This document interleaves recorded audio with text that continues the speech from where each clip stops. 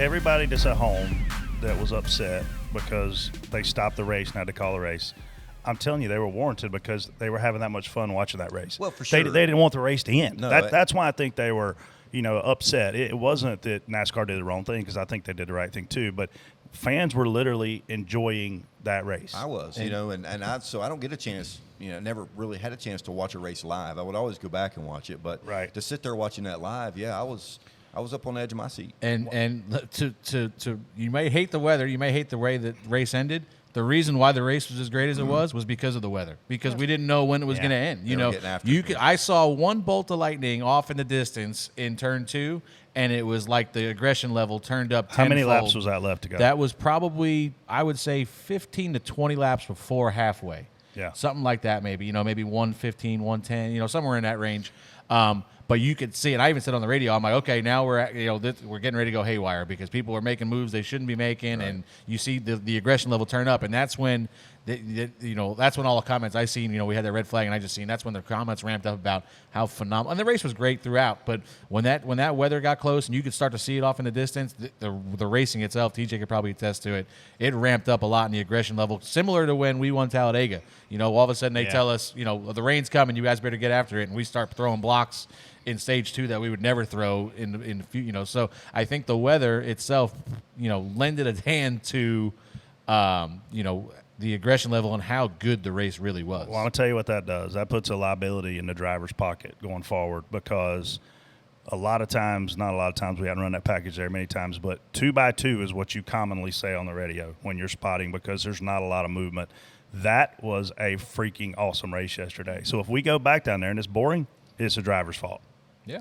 And one other thing I want to ask you related to weather, and I don't know how much you know about this or how much you were involved in something like this. Obviously, we've seen a lot of complaints about not moving the start time. Now, whether it's an hour ahead the day before or 15 minutes ahead that day, what goes into that decision making? And obviously, the weather was 50-50, so it's hard to make that call 24 hours out. But maybe Sunday we see it a little bit better. What goes into that decision making? Yeah, so I was never really a part of any of those. I do know that to make that call, you have to do it 24 hours or more in advance to do it, right? So I know they were all talking about it. They had to be. But I think at the time that they were looking at that, you guys weren't really expecting to see any rain too much later in the evening. So what came at you, it sped up. So I can assure you that they were taking a look at that, and if they thought that they needed to move it up, they would have done it without a doubt.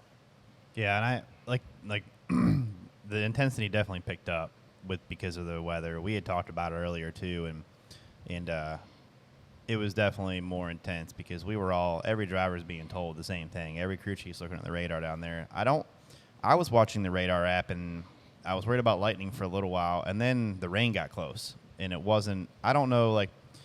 I saw a lot of lightning, but I didn't. And I have multiple apps.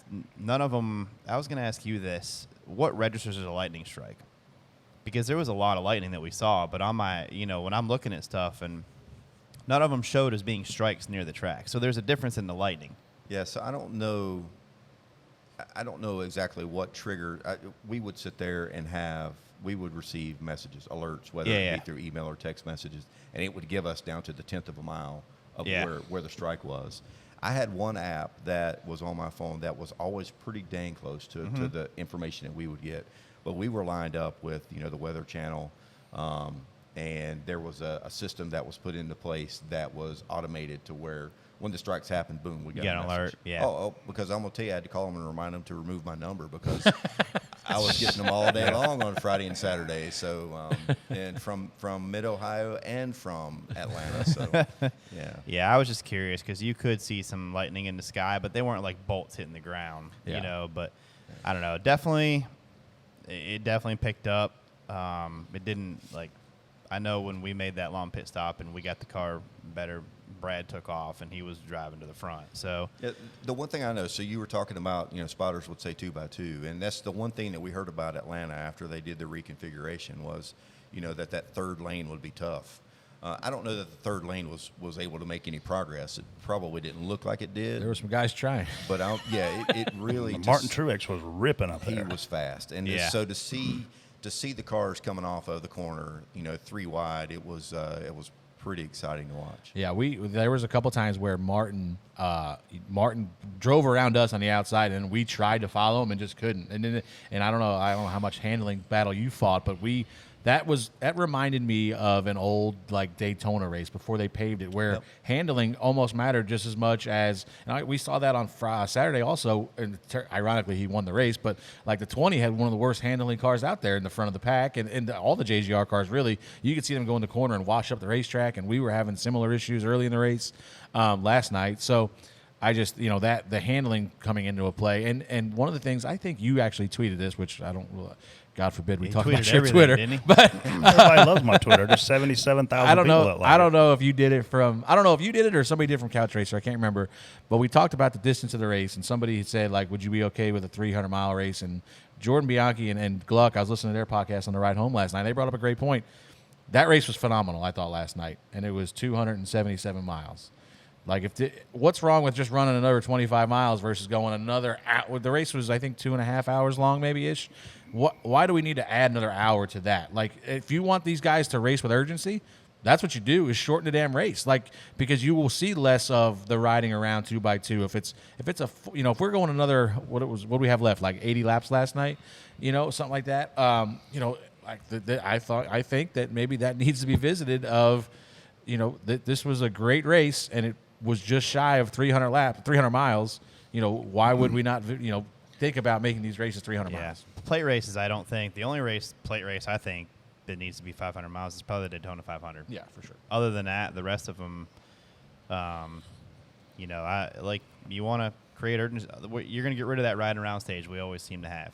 So I think I don't think a 300-mile plate race is a bad deal. Probably my favorite thing about Atlanta compared to Daytona Talladega is the fact that the manufacturer alliances aren't as obvious.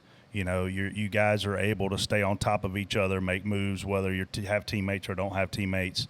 So when you look at everybody pits at the same time at Daytona Talladega, you don't have that at Atlanta. Yeah. Obviously, we saw Penske cars working very well together, and a couple different times various teams working well together. Qualifying? But we didn't have a whole OEM, but we didn't have a whole OEM strategy screwing the race up. Why is that? Well, it's harder. It's like we talked about. It's hard. For one, you don't want to pit together because pit road entry is a little bit sketchy. You don't want to end up at Daytona Talladega. We all have it down. We all have marks. You got a big wide entry. You can kind of split up and get away from each other. Here, it's you're coming off at 2. You're potentially crossing lanes. You're potentially, crisscrossing down the back straightaway with guys that are staying out or coming off pit road. So you're almost wanting to pit by yourself away from everybody at Atlanta. And then it's just harder to get together. And it's harder to defend. Like a lot of times you'll see us all line up. If we line up 4 Fords or 4 Chevys or 4 Toyotas in a row, the last guy in that line of the 4 will be the defender. He'll block the runs, and the 3 will move down in front of him. It's a lot harder to do that. With the runs last night were massive, and they would come from nowhere seemingly. There was one time TJ was like 2 back of us in the middle lane, and next thing you know, like I'm like 2 back before I can even say like count. You'd normally be like 2 back, 1 half with you. It's like 2 back inside. Just instant runs. So it's just harder to get together, stay together. We tried to work a little bit. Like I said, one time we tried to follow Martin to the top. We couldn't do it. We almost hit the fence. It was just, it was the exit of 2 race. Was getting sketchy. Yeah. The exit of 2 was like getting really sketchy. The coolest part about that racetrack in this package is how short that back straightaway is. You don't have a lot of time to make a move. So when you make the move off of 2, that back straightaway is freaking short. Yeah. You got to be in a hurry to get clear before you get to 3, or you may be screwed. So I just think the characteristics of the track, and here's the weird part for me, Kip, and I'm sorry, I'm going to say this out loud. I think our plate package, which we're drafting package is what we're calling it now, I think it has sucked. And when we got to Atlanta, it was freaking a 10 out of 10. And I don't know what the difference was. Because handling. Yeah, Daytona and Talladega are so much bigger. They don't have to lift for the corners at those tracks like they do at this place still. I mean, like when you get that run that Freddie's talking about, when you get to turn 3 and you're going that fast, you're like, oh, I mean, you don't know if they're going to make the corner. I think 02, 03, we had 2x4s on the roofs of the Cup cars. And I think Ward Burton might have won the Daytona 500 that year. that's what it looked like racing. I won that way. I mean, literally, it just you guys were swarming on each other. It was phenomenal. But anyway. And like I said, you saw guys. There was some guys. The 43 sticks out in my mind. The 45 was up top trying to make that work. The 43 was probably the most aggressive guy there last night. Martin was hauling ass, but it was By aggressive, you mean hitting things? Or? Well, yeah. I mean, well, sometimes stuff got in his way, and he's trying to go forward.